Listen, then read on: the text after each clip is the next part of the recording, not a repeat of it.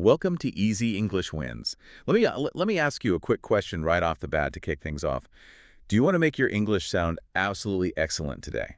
Well, if your answer is yes, then you're definitely in the perfect place. You really are. We're on a bit of a mission today. We're doing a deep dive into 15 super advanced English words. And honestly, don't let that intimidate you at all, even though these words are highly advanced to the point where some native English bookworms might not even know a few of them.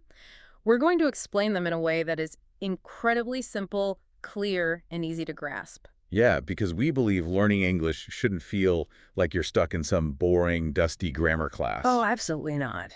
Mastering these 15 words is a brilliant shortcut to sounding like a confident, native-level expert. hmm And to make it easier for your brain to remember them, we've naturally grouped these words by how you might actually experience them in your everyday life. Right, because learning vocabulary in thematic groups is actually one of the best ways to make new words stick in your long-term memory.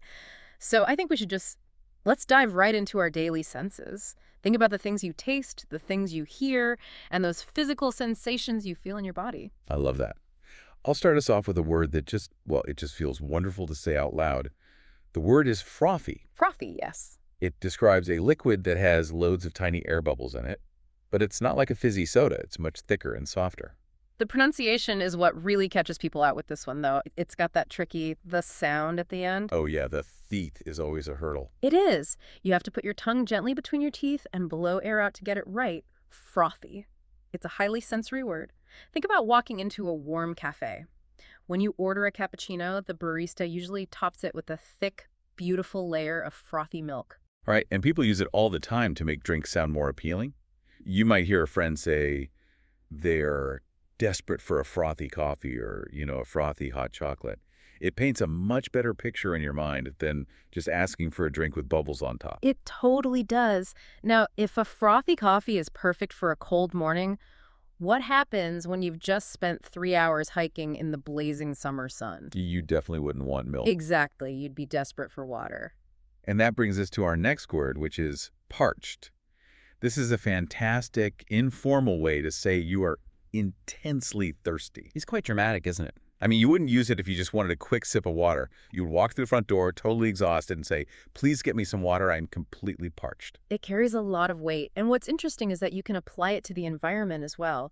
If it hasn't rained for an entire summer, we talk about parched land or parched soil. Right, where the ground actually cracks because it's so incredibly dry. Scott, I always think of hotel rooms with this word.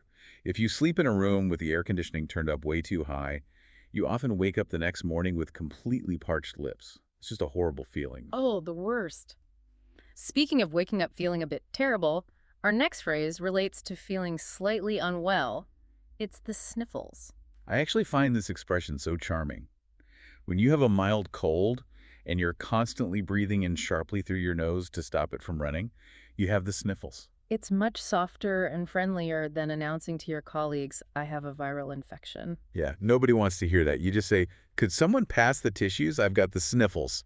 The language mechanics behind this word are actually fascinating. The root word sniff is what we call onomatopoeic. That is a massive word. It is a massive, complex grammatical term, but the concept is very simple. It just means the word sounds exactly like the noise it describes in real life. Like the words bang, swoosh, or crack. Precisely. The word sniff literally sounds like the sharp breath you take. It's brilliant how language mimics reality like that. It really is. So let's shift our focus slightly from how we feel physically to how we act and observe the world around us. This brings us to actions, intentions, and how we interact with others. And the first word in this category is clock. Now, I know what you're thinking. You're picturing the round object on the wall that tells the time. But in British English, we actually use clock as a verb. It means to suddenly notice or realize something. Often something that someone else is trying to hide, right? Exactly. So it's about sharp observation. Imagine a security guard working at a busy supermarket. You could say, he clocked their suspicious behavior and immediately reported it to security. He didn't just see them, he actively noticed and realized what was happening. If you use clock as a verb in conversation, you sound incredibly native. Totally. Another great action word is tinker. This means making small manual changes to something, trying to fix it or improve it. But there's a very specific nuance here, isn't there? Yeah, we generally use the word tinker when we aren't highly trained professionals, and we aren't very hopeful that our fixing is actually going to work. That's the perfect way to describe it. If your toaster breaks, you might spend an hour tinkering with the springs and the wires inside, just hoping it magically starts working again. Like he spent days tinkering with the old radio in the hope of getting it to work again. I feel like every household has a dynamic where one person loves to tinker, and the other person eventually has to call a professional to actually fix the mess. Oh, absolutely. Tinkering is more about playful, hopeful experimentation rather than expert repair. Okay, let's talk about a different kind of action. The action of hiding your true feelings. The word is feign. To feign means to completely pretend to have a particular feeling or emotion. We should probably give a quick spelling warning here for anyone trying to visualize this. English has a famous rule, I before E, except after C. But feign completely breaks the rule. That really does. It is spelled F-E-I-G-N. Hmm. The G is totally silent, and it's pronounced exactly like the word feign. You hear this used alongside the word surprise all the time. Imagine someone throws a surprise birthday party for a friend, but the friend accidentally found out about it the day before. You would say she feigned surprise when she heard the news, even though she already knew. Right, she faked the gasp, she covered her mouth, she played the part perfectly. People also feign enthusiasm during long, boring work meetings. We've all been there. Or they feign an illness when they just want to stay in bed and skip work for the day. Guilty. Now, our next word is much more serious and long-lasting. Yeah. Inculcate. This means to gradually put an idea, a habit, or an attitude into someone's mind. The key to inculcate is time and repetition. You don't inculcate an idea by mentioning it once in a casual chat. It requires persistent instruction over a long time. Parenting is the ultimate example of this. My parents tried to inculcate a strong sense of responsibility in me from a young age. They didn't just hand you a book on responsibility. No, they made me do chores, they taught me the value of money, and they repeated these lessons until it became a core part of my personality. That's a beautiful distinction. Teaching is giving information, but inculcating is weaving that information into someone's character. Now, speaking of taking in information, let's pivot to our next group of words. This area is all about reading, reacting, and the internet age. I'll introduce the first one here. It's peruse. I have to admit, whenever I use this word, I feel incredibly formal. It does sound quite grand. It makes me feel like I'm wearing a fancy outfit in a period drama like Bridgerton. To peruse means to read something carefully or thoroughly. It has a very elegant, distinguished feel to it. Imagine checking into a luxury hotel. The person at the front desk hands you a beautifully printed guide and says, "There's a selection of newspapers and magazines for you to peruse at your leisure." Just a quick warning on this one. Don't confuse it with pursue, which means trying to achieve something or chasing after something. Pursuing is chasing, whereas perusing is strictly about reading carefully. Good catch. From quiet, careful reading, we move to the loudest, most extreme reaction possible. The word is berserk. It describes someone becoming uncontrollably angry, or sometimes expressing extreme excitement. The pronunciation is quite flexible on this one, isn't it? Yes, you can use a soft sound, saying berserk, or a heavier zo sound, saying berserk. Both are entirely correct.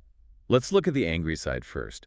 If you borrow someone's expensive car without asking and accidentally scratch it, they aren't just going to be annoyed.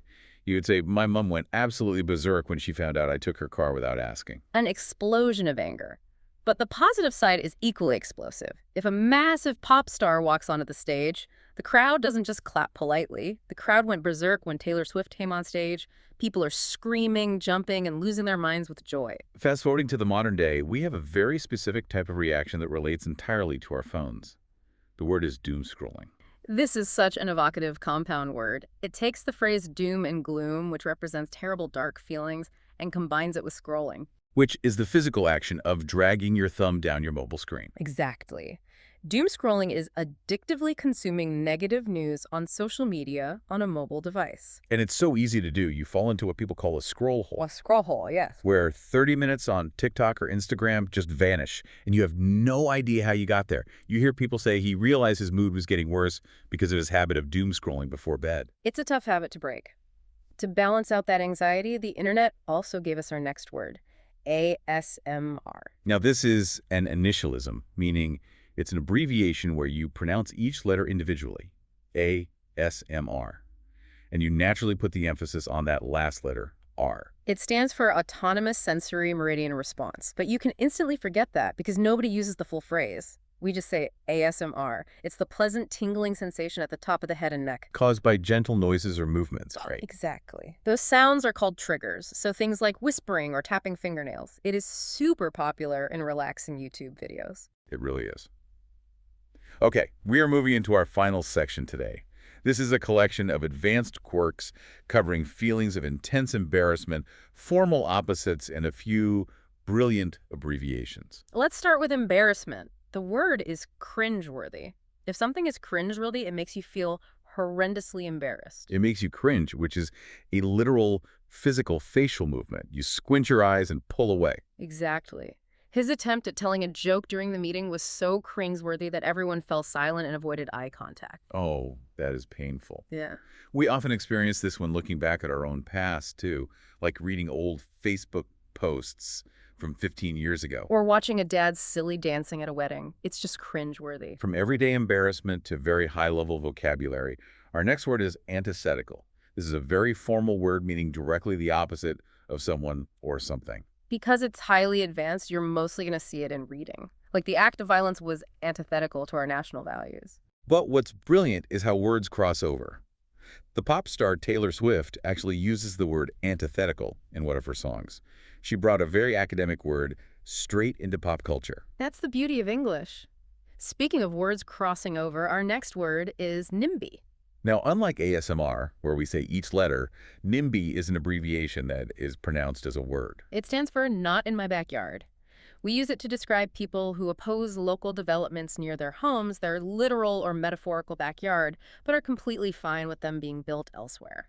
It's a great descriptor. In British English, it's usually written as a lowercase word, but it's capitalized in the U.S. Yeah. You might read in the news, the NIMBYs are opposing the development of a new wind farm in East Lancashire. They want the wind energy, just not near their houses. It's incredibly useful for describing local politics. And that brings us to our 15th and final word for today. It is a wonderfully fun, very long noun, bounce back ability. Just try saying that really fast. Bounce back ability. It refers to the ability to recover quickly from setbacks, and it comes straight from the phrasal verb bounce back. You hear this constantly in the world of sports. Absolutely. A commentator might say, United's bounce-back ability was evident when they won the match after losing their star player to injury early in the game. They faced a massive hurdle, but they succeeded anyway. Well, there we have it. 15 incredibly advanced English words. If you've stuck with us through all of them, you should be very proud. You really should. And here's the secret. You don't need to force all 15 of these into a conversation tomorrow.